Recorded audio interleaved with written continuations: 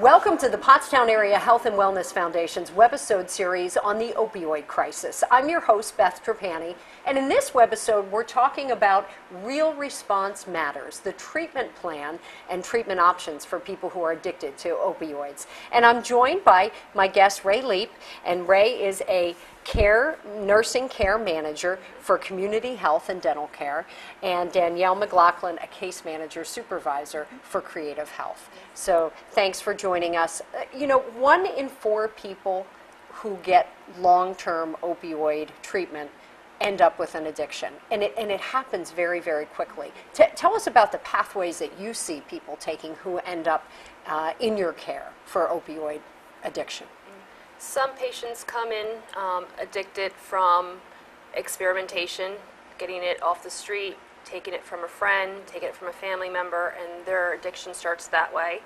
Some patients actually have legitimate prescriptions with legitimate physiological reasons for taking it and end up addicted to the medication. It just depends on the person's chemistry.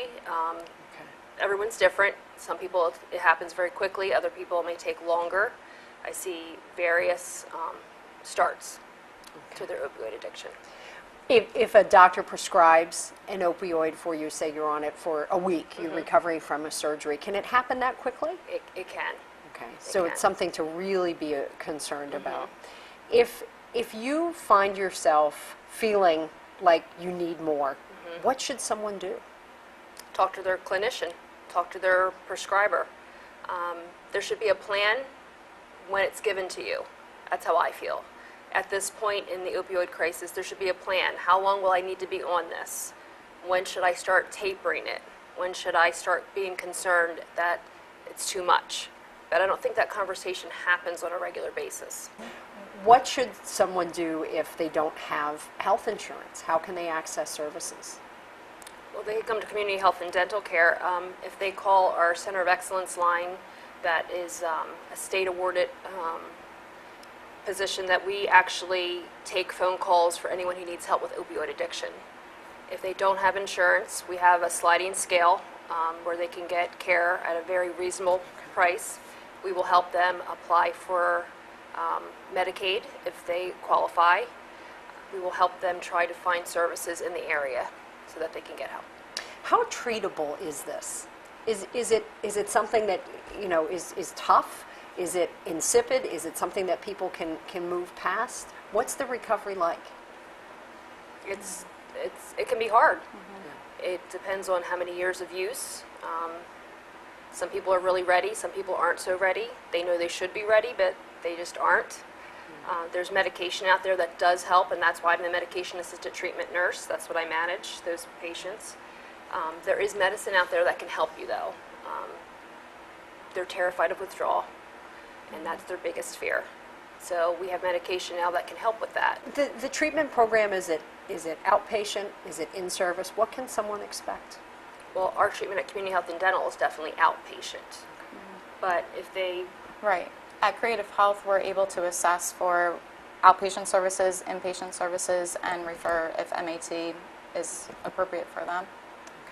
And by MAT, you mean? The medicated assisted treatment. Okay, for a more involved type of treatment. What's the solution? Where do we go? How do we start addressing a solution to this issue? I think the warm handoff in the emergency room was a start. It was. So recently we embedded a program in the hospital, in Pottstown Hospital, the Warm Handoff Project. So we have a care manager that's actually placed in there, and she's able to engage immediately with somebody that comes in from an overdose and approach them and talk to them, give them resources about both facilities, both agencies, and possibly do an assessment and get them directly into treatment. Okay. How do you know if someone has an opioid problem? There's multiple ways. Emergency room visit, obviously, for an overdose is one. There's also family members call for them. Family members will see the problem before the patient recognizes it sometimes. They will call for help.